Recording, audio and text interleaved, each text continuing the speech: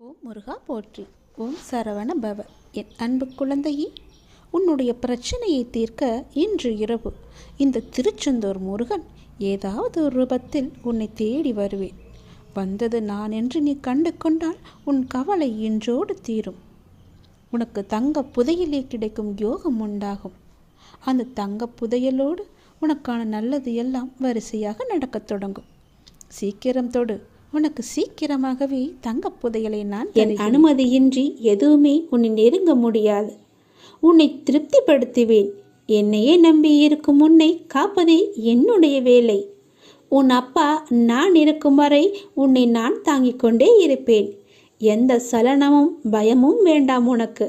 உன் கஷ்டத்தை நான் தாங்குவேன். நீ நிச்சயமாகவே முன்னேறுவாய். உன் மனதில் எந்த ஒரு பயத்தையும் ஏற்படுத்தி கொள்ளாதே. அப்படி உன் மனதில் பயம் இருந்தால் அதை தூக்கி எறிந்துவிடு. உன்னோடு நான் இருக்கிறேன். எல்லாவற்றையுமே நான் பார்த்து கொள்வேன். பல இரவுகள் நீ தூங்காமல் கழித்தது எல்லாமே எனக்கு தெரியும். எத்தனை இரவுகளை நீ அழுது கொண்டே இருந்தாய், அழுது புலம்பிக் கொண்டே இருந்தாய் என்று. எத்தனை இரவுகளை நீ முழித்திருந்தே கழித்தாய் என்று எனக்கு நன்கு தெரியும். அதனால் கவலைப்படாதே. இந்த நொடி முதலே உன் வாழ்க்கைக்கான நல்ல ஆரம்பம் தொடங்கிவிட்டது. எல்லாம் வெற்றியே. உனக்கு நிறையவே பிரச்சனை இருக்கிறது. எதை சொல்லி எங்கே போய் அழுவது என்று தெரியாமல் நீ தினமும் புலம்பி தவித்து கொண்டிருக்கிறாய். எனக்கென்று யாருமே இல்லையே, நீங்களும் இருக்க மாட்டீர்களா அப்பா என்று என்னிடமே நீ கேட்கிறாய். உனக்கு யார் இல்லை? எல்லோருமே இருக்கிறார்களே. நீதான் அவர்களை புரிந்து கொள்ளவில்லை. யார் என்று சொல்கிறேன் தெரியுமா? அந்த கடவுளை தான் சொல்கிறேன். உனக்காக அம்மாவாக அந்த அம்மன் இருக்கிறார். அப்பாவாக அப்பன் ஈசன் இருக்கிறார். குருவாக நானும் இருக்கிறேன். உனக்காக எல்லோருமே இருக்கும்போது, உனக்காக அந்த கடவுள்களே இருக்கும்போது நீ ஏன் எனக்கு யாருமே இல்லை என்று சொல்கிறாய்? உன் கவலையை போக்க அந்த படைத்த இறைவன் எங்களுக்கு தெரியாதா? உன் பிரச்சனை என்ன என்பது எங்களுக்கு தெரியாதா? உன் பிரச்சனையை கேட்பதற்கு எவரும் இல்லை என்று நீ கவலைப்படாதே. உங்களுக்காக உனக்காக நாங்கள் எல்லோருமே இருக்கிறோம். எந்த பிரச்சனையாக இருந்தாலும் சரி, எங்களிடம் சொல். உடனே நாங்கள் தீர்வு கொடுக்கிறோம். உனக்காக, என்னுடைய குழந்தைகளுக்காக நாங்கள் எது வேண்டுமானாலும் செய்வோம். உன்னை படைத்தது யார் என்று நினைக்கிறாய்? உன்னை படைத்தது நாங்கள்தான். எங்களுக்கு தெரியாதா? நீ எங்கு, எப்போது, எப்படி பிறக்க வேண்டும், யார் வயிற்றில் பிறக்க வேண்டும், யார் உனக்கு அப்பாவாகவும் அம்மாவாகவும் இருக்க வேண்டும் என்று எங்களுக்கு தெரிந்துதான் நான் உன்னை படைத்தேன். நாங்கள் உங்களுக்கு செய்வது எல்லாமே நன்மையாகத்தான் இருக்கும். அதனால்தான் இவர்களுக்கு உன்னை பிள்ளையாக படைத்தேன். இப்போது நடந்தது, இதற்கு முன்பு நடந்தது, இனிமேல் நடக்கப் போவது எல்லாமே எங்களுக்கு தெரிந்துதான் நடக்கிறது என்பதை நீ ஏன் மறந்துவிட்டாய்? உன்னுடைய கவலைகளை பற்றி எங்களுக்கு தெரியாதா? உன்னுடைய பிரச்சனைகள் எல்லாமே தீரும் நேரத்தை நீ நெருங்கிவிட்டாய். நீ இதுவரை அனுபவித்தது பூர்வ ஜென்ம, முந்தைய ஜென்ம கர்மாவின் பலன்தான். மிச்சம் இருந்தது. அது இப்போது முழுவதுமாகவே தீர்ந்துவிட்டது. இன்னும் நான் உனக்கு நிறையவே கொடுக்கப் போகிறோம். அதை பெறுவதற்கு நீ தயாராக இரு. என்ன கஷ்டத்தை கொடுக்கப் போகிறீர்களா என்று தானே நீ கேட்கிறாய்?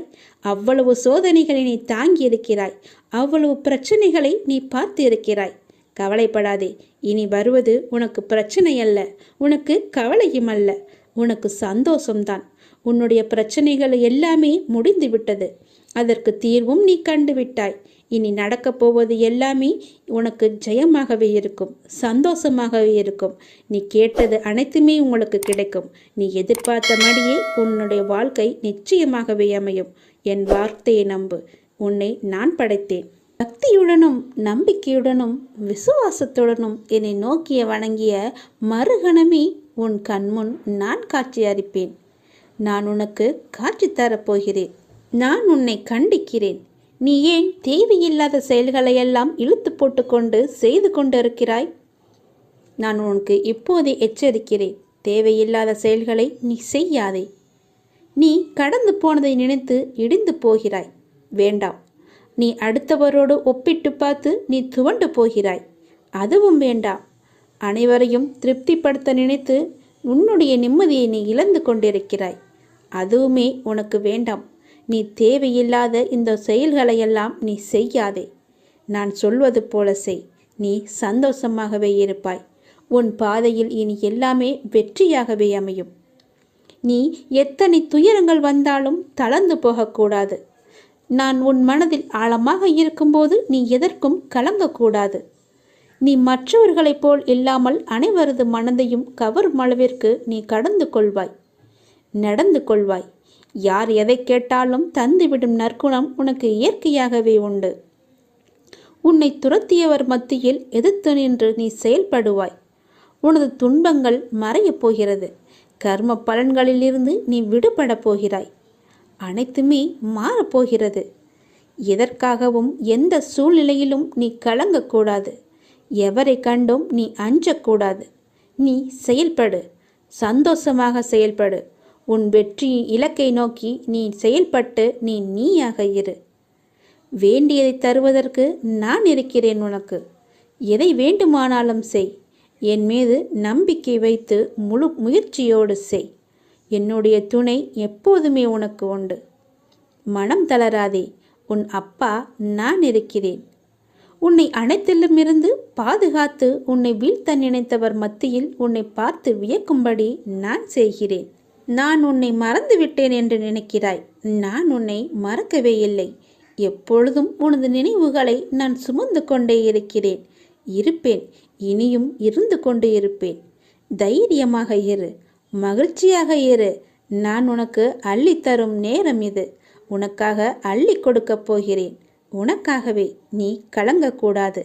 ஏனே நீ சரணாகதி அடைந்து விட்டாய் அல்லவா? நான் உன்னை நிச்சயமாகவே பாதுகாப்பேன். பொறுமையாக இரு. நீ பெருமைப்படப் போகிறாய். அப்பா நான் உனக்கு துணையாக இருக்கிறேன். ஏதாவது ரூபத்தில் நானே உனக்கு வந்து உதவப் போகின்றேன். உன் தேவைகளை நிறைவேற்றப் போகிறேன். அனைத்தையும் நானே நடத்துகின்றேன் என்று திடமாக நீ நம்பு. எனக்கு நானாகவே செய்கிறேன் என்ற எண்ணத்தை நீ வரவிடாதே. நான் உனக்கு துணையாக இருப்பேன். நீ நடக்கும் பாதையில் முட்கள் இருந்தால் அதை நானே உனக்கு முன்பாகவே சென்று களைத்து விடுகின்றேன். நான் உன்னுடைய வந்து கொண்டிருக்கின்றேன். உன் பின்னால் நான் வந்து கொண்டே இருக்கிறேன். உனக்கு முன்னால் சென்று உன் கால்களை குத்தும் முட்களை நானே எடுத்து விடுகின்றேன். கவலையே படாதே. உனக்கு உதவ ஏதாவது ஒரு ரூபத்தில் உன் அருகில் நான் இருப்பேன். நீ எதற்கும் பயப்படக்கூடாது. உன்னுடைய தேவைகள் எது என்று நீ கருதுகின்றாயோ அதை எல்லாவற்றையுமே நானே நிறைவேற்றி தருகிறேன். நீ செய்ய வேண்டியது எல்லாம் நீ நல்லதையே நினைப்பது மட்டுமே. நல்லதை மட்டுமே செய்ய வேண்டியது. உனக்கு தீமை வந்தாலும் நீ செய்த நன்மை நிச்சயம் உன்னை காப்பாற்றும். அதனால் எப்பொழுதெல்லாம் உனக்கு நேரம் கிடைக்கின்றதோ அப்போதெல்லாம் உன்னால் முடிந்த உதவிகளை, சிறு சிறு உதவிகளை மற்றவர்களுக்கு செய்து வா. அவர்களால் முடியாது, இயலாதவர்களாக பார்த்து நீ உதவி செய். நிச்சயம் உனக்கு பல நன்மைகள் காத்திருக்கும். உன்னுடைய கர்மாக்கள் எல்லாம் ஒழிந்துவிடும். உனக்கு புண்ணியங்கள் சேர்ந்து கொண்டே இருக்கும். உன்னை பற்றி பிறர் நல்லவிதமாகத்தான் நினைக்க வேண்டும் என்பதை நீ விரும்பக்கூடாது. உன்னுடைய இயல்பு எது என்றோ அப்படியே நீ இரு. உன்னுடைய இயல்பிலிருந்து மாறாமல் இரு. படைத்தவன் எனக்கு தெரியும் நீ சிறந்தவன் என்று. நான் உன்னை எப்படி படைத்தேனோ அப்படியே இரு. யாருக்காகவும் உன்னை நீ மாற்றிக்கொள்ள விரும்பாதே. யாருக்காகவும் நீ மாற்றிக்கொள்ள கூடவும் கூடாது. உன்னுடைய அப்பாவின் கட்டளை இது. நன்றாக வாழ்ந்தவன் கெட்டதும் இல்லை, துயரங்கள் எதுவும் நிரந்தரமும் இல்லை. அதனால் உன்னுடைய கஷ்டங்கள், இன்றைய கஷ்டங்கள் நாளையே இன்பமாக மாறும். அதனால் அதை நீ பெரிதாக எடுத்துக்கொண்டு இன்றைய இன்பத்தை நீ தொலைத்து விடாதே. எதுவரை போகட்டுமோ போகட்டும். உனக்கு நான் இருக்கின்றேன். மனம் தளராதே. அனைத்துமே ஒரு நாள் முடிவுக்கு வந்து சேரும். பிரச்சனை என்று இருந்தால் அதற்கு ஒரு தீர்வு என்று இருக்கும் அல்லவா? பயப்படாதே. எல்லாவற்றையும் உருவாக்கியவன் நான் தான். நான் பார்த்து கொள்கிறேன். எதிலும் பொறுமை, எங்கும் பொறுமை. உன்னிடத்தில் அனைத்து நல்ல பண்புகளையும் நான் கொடுப்பேன். உன்னுடைய கர்ம பலனை நான் கழித்து வருவதால் உனக்கு எல்லாமே தாமதமாகிறது. நம்பிக்கையை மட்டும் கைவிட்டு விடாதே. என்னை நம்பு. யார் விட்டாலும் நான் உன்னை கைவிடவே மாட்டேன். உன்னுடைய வாழ்க்கையின் அடுத்த கட்டம் ஆரம்பமாகிவிட்டது. இது மகிழ்ச்சியாக உனக்கு பிடித்த மாதிரி நான் தருகிறேன். நீ எதை வேண்டி என்னிடம் வந்தாயோ அது வரும் அமாவாசைக்குள் உன்னை வந்து சேரும். நீ மகிழ்ச்சியாகவே இருப்பாய். இது சத்தியம். இது என்னுடைய சத்திய வாக்கு. கர்மங்களை எல்லாம் குறைத்து கொள்ள ஒரு எளிய வழி சொல்கிறேன். அதை நீ தைரியமாக அனுப்புவது மட்டுமே. நீங்கள் எப்போதும் என்னை நினைத்து என் மேல் நம்பிக்கை கொண்டிருந்தால் அதை அனுபவிக்கும் சக்தியை நான் கொடுக்கின்றேன். அது துன்பம் என்ற எண்ணம் உன்னில் ஏற்படாமல் நான் பார்த்து கொள்கின்றேன். உனக்கு நல்லது நடக்கும்படி நான் அதை செய்கின்றேன். நீ முதலில் பொறாமை என்கின்ற வேண்டாத குணத்தை பொறுத்தவரை நமக்கு எந்த லாபமோ நஷ்டமோ கிடையாது என்பதை நீ அறிந்து கொள்ள வேண்டும். பொறாமை என்பது இன்னொருவருக்கு கிட்டியிருக்கும் லாபமோ அல்லது பலம் கண்டு நமக்கு தாழாமல் ஏற்படும் எண்ணம்தான். வேறு ஒருவருக்கு ஒரு அதிர்ஷ்டமோ செல்வாக்கோ கிட்டிவிட்டால் நம்மால் அதை சகித்து கொள்ள முடியாமல் அவதூறாக பேசுகின்றோம். அவருக்கு நஷ்டம் ஏற்பட்டுவிட்டால் மகிழ்ச்சியும் அடைகின்றோம். இது நல்லதா? அந்த மனிதனின் வளம் பெற்றால் நமக்கு என்ன நஷ்டம் ஏற்பட்டுவிடப் போகிறது? ஆனால் ஜனங்கள் இப்படி சிந்திப்பதில்லையே. அவனுக்கு நலம் கிட்டினால் நாமும் மகிழ்வோம். நமக்கும் நலம் கிட்டியது, நாமும் பாக்கியசாலிகள் என எண்ணுவோமே. அதே நலம் நாமும் பெறுவோம். பெறுவதற்கு முயற்சி செய்து கொண்டே இருப்போம். அதுவே நமது விருப்பமும் தீர்மானமாக இருக்கும் வரை அந்த லட்சியத்தை எளிதாகவே அடைந்து விடலாம். நம்மிடமிருந்து அவன் எதையும் எடுத்து செல்லவில்லையே, ஒன்றும் கிடையாதே. அவனுடைய கர்மாவின் பலனாக அவன் வளம் பெற்றான். அப்படி இருக்க அதை கண்டு நாம் ஏன் பொறாமைப்பட வேண்டும்? ஆகவே முதலில் பொறாமையை வென்று விட வேண்டும். அதை தூக்கி எறிந்து விடு. உனக்கு நெகிய வேண்டியதை நான் செய்கிறேன். உன் வாழ்வின் அடுத்த கட்டம் இந்த நொடி முதல் ஆரம்பமாகிவிட்டது. அமாவாசைக்கு பிறகு உனக்கு எல்லாமே நல்லதாகவே நடக்கும். உனக்கு இப்போது நன்றாக புரிந்திருக்கும். இதுவரை கடினமாக இருந்த முதல் பாகம் இப்போது மகிழ்ச்சியான இரண்டாம் பாகமாக மாறுவதற்கான அறிகுறிகளை நீ உணர்ந்திருப்பாய். அப்படி நீ உணரவில்லை என்றால் நீ வரும் நாட்களில் கண்டிப்பாகவே உணர்வாய். உன் வாழ்வின் அடுத்த கட்டம் மகிழ்வானதாகவே உனக்கு பிடித்த மாதிரியே இருக்கும். நானே அதற்கு பொறுப்பு. உன்னுடைய வாழ்க்கை முடிந்து போகவில்லை. உன் அமாவாசைக்கு பிறகுதான் உன்னுடைய வாழ்க்கையே ஆரம்பிக்கப் போகிறது. அந்த இனிதான வாழ்க்கையை வாழ, நீ சந்தோஷமாக வாழ, நீ நிம்மதியாக வாழ அதை நான் தயார்படுத்தி கொண்டிருக்கின்றேன். வரும் தை அமாவாசையன்று அது உன் கையில் கிடைக்கும்படி நான் செய்து தருகிறேன். கண்டிப்பாகவே அதில் பல நல்ல நல்ல மகிழ்ச்சியான சந்தோஷங்களை எல்லாம் நான் வைத்திருக்கின்றேன். அதை அனுபவிக்க நீ எப்போதும் போல தயாராக இரு. உனக்கு வெற்றி கிடைக்கும் நேரம் வந்துவிட்டது. மனம் தளராதே. நீ உயரமாக வளர்ந்து ஜோதியை போல ஜொலிக்கப் போகிறாய். சந்தோஷமாக இரு. உனக்கு நிறையவே பிரச்சனை இருக்கிறது. எதை சொல்லி எங்கே போய் அழுவது என்று தெரியாமல் நீ தினமும் புலம்பி தவித்து கொண்டிருக்கிறாய். எனக்கென்று யாருமே இல்லையே, நீங்களும் இருக்க மாட்டீர்களா அப்பா என்று என்னிடமே நீ கேட்கிறாய். உனக்கு யார் இல்லை? எல்லோருமே இருக்கிறார்களே. நீதான் அவர்களை புரிந்து கொள்ளவில்லை. யார் என்று சொல்கிறேன் தெரியுமா?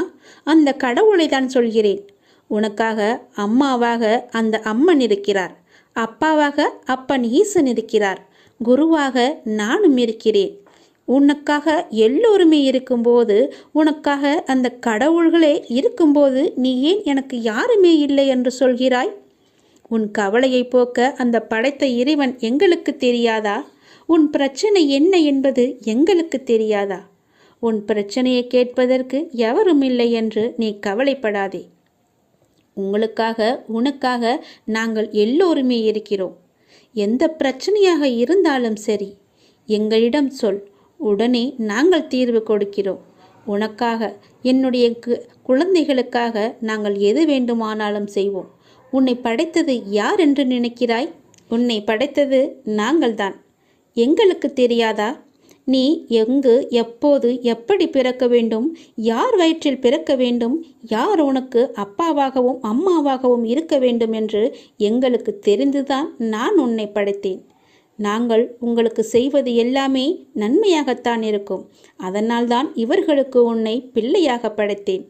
இப்போது நடந்தது, இதற்கு முன்பு நடந்தது, இனிமேல் நடக்கப் போவது எல்லாமே எங்களுக்கு தெரிந்துதான் நடக்கிறது என்பதை நீ ஏன் மறந்துவிட்டாய்? உன்னுடைய கவலைகளை பற்றி எங்களுக்கு தெரியாதா? உன்னுடைய பிரச்சனைகள் எல்லாமே தீரும் நேரத்தை நீ நெருங்கிவிட்டாய். நீ இதுவரை அனுபவித்தது பூர்வ ஜென்ம, முந்தைய ஜென்ம கர்மாவின் பலன்தான். மிச்சம் இருந்தது, அது இப்போது முழுவதுமாகவே தீர்ந்துவிட்டது. இன்னும் நான் உனக்கு நிறையவே கொடுக்கப் போகிறோம். அதை பெறுவதற்கு நீ தயாராக இரு. என்ன கஷ்டத்தை கொடுக்கப் போகிறீர்களா என்று தானே நீ கேட்கிறாய்? அவ்வளவு சோதனைகளை நீ தாங்கி இருக்கிறாய், அவ்வளவு பிரச்சனைகளை நீ பார்த்து இருக்கிறாய். கவலைப்படாதே. இனி வருவது உனக்கு பிரச்சனை அல்ல, உனக்கு கவலையும் அல்ல, உனக்கு சந்தோஷம்தான். உன்னுடைய பிரச்சனைகள் எல்லாமே முடிந்து விட்டது. அதற்கு தீர்வும் நீ கண்டுவிட்டாய். இனி நடக்கப் போவது எல்லாமே உனக்கு ஜெயமாகவே இருக்கும், சந்தோஷமாகவே இருக்கும். நீ கேட்டது அனைத்துமே உங்களுக்கு கிடைக்கும். நீ எதிர்பார்த்த மாதிரியே உன்னுடைய வாழ்க்கை நிச்சயமாகவே அமையும். என் வார்த்தையை நம்பு. உன்னை நான் படைத்தேன். எனக்காக கொஞ்சம் நேரம் ஒதுக்கி இதை கேள். உன்னை பற்றி நான் முழுமையாக சொல்கிறேன். உன்னுடைய மனநிலை எப்படி இப்போது இருக்கிறது என்று நான் சொல்கிறேன். முழுமையாக எனக்காக நேரம் ஒதுக்கி கவனமாக கேள். நீ எங்கிருந்தாலும் நான் உன்னுடன் இருப்பேன். உன்னுடன் மட்டும்தான் இருப்பேன். நீ இப்போது எந்த நிலையில் இருக்கிறாய் தெரியுமா? இன்ப நிலை நீங்கி துன்ப சுமையை நீ சுமந்து கொண்டிருக்கிறாயே. அனுபவிக்க இன்னும் என்ன இருக்கிறது என்ற அளவில் துன்பத்தின் எல்லை வரை சென்றுவிட்டு வெறுமையாய் நின்று என் சன்னதியில் எனது முகத்தை உற்று பார்த்து அழுது கொண்டிருக்கிறாய். உன்னை நான் கண்டு கொள்ளவில்லை என்று நினைத்தும் கொண்டிருக்கிறாய். உன்னை கரிசனத்தோடு நான் கவனித்து கொண்டுதான் இருக்கிறேன். ஒவ்வொரு முறையும் உன்னை தைரியப்படுத்தி கொண்டுதான் வருகிறேன் என்பதை நீ நினைவுபடுத்திக்கொள். நான் உனக்கு ஒன்றும் செய்யவில்லை என்று மட்டும் நினைத்து விடாதே. உனக்கே தெரியாமல் நான் பல விதத்தில் உனக்கு உதவி கொண்டிருக்கிறேன். இன்னும் நீ கடந்து போக வேண்டிய தூரம் கொஞ்சம் மட்டும்தான் இருக்கிறது. அதுவரை எல்லையற்ற பொறுமையோடு நீ காத்திரு. உனக்கு மிகவும் பொறுமை தேவை. தீவிர நம்பிக்கையோடு உனது சுமையின் கணம் தெரியாமல் இருப்பதற்காக எனது நாமத்தை நீ உச்சரித்தபடியே இருக்க வேண்டும். எனது சத்தத்தை உணர்வுள்ள நீ கவனித்து கொண்டு அதன்படி நடந்து கொள். அப்போது உனக்கு ஆறுதல் கிடைக்கும், மன நிம்மதி கிடைக்கும். நீ இப்போது கவலைப்பட்டு கொண்டிருக்கிறாயே, அந்த கவலை உனக்கே தெரியாமல் காணாமல் போய்விடும். இருந்த இடம் தெரியாமல் போய்விடும். நீ எதை பற்றியுமே மனதில் வைத்துக்கொண்டு சஞ்சலப்பட்டு கொண்டிருக்காதே. நான் உன் கூடவே இருக்கிறேன். எது வந்தாலும் நான் பார்த்து கொள்கிறேன். என்னுடைய அருள் நான் உனக்கு தருகிறேன். என் அருள் முழுவதையும் ஆசீர்வாதத்தையும் நான் உனக்கு தருகிறேன். நான் உனக்கு அருள் செய்ய காத்து கொண்டிருக்கிறேன். இப்படியெல்லாம் நான் செய்யும்போது நீ எதற்காக வீணாக கவலைப்பட்டு கொண்டு உன்னை நீயே வருத்தி கொண்டிருக்கிறாய்? வேண்டாம் தங்கமே. வீசும் காற்றுக்கு அளவுகோல் தெரியாது. பாய்ந்து சுழன்று வரும் அலையான நீருக்கு அளவு கிடையாது. சுடர் கொண்டு எரியும் நெருப்புக்கு அளவை எட்ட முடியாது.